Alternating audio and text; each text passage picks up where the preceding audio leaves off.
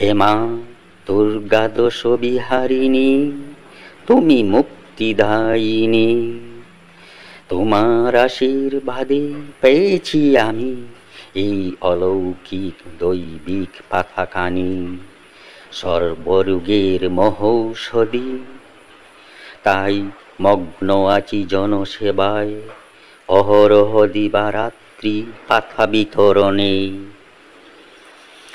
ভেসে যায় প্রতিদিন অসীম জনশ্রুতে, হাজার হাজার মানুষ আসে পাতা খেতে। তৃপ্তি ভরে পাতা খেয়ে ফল পায়, এমন শোনা যায় জনমতে। কিছু অঘটন ঘটে যায় অসীম ভিড়ের মাঝে, তাই আপাতত পাতা দেয়া বন্ধ আছে। মায়ের আশীর্বাদ মাথায় রেখে পূজার পর থেকে আবার পাতা দেয়া হবে। যতদিন সুস্থ জীবিত আছি পাতা দিতে থাকবো সবাইকে।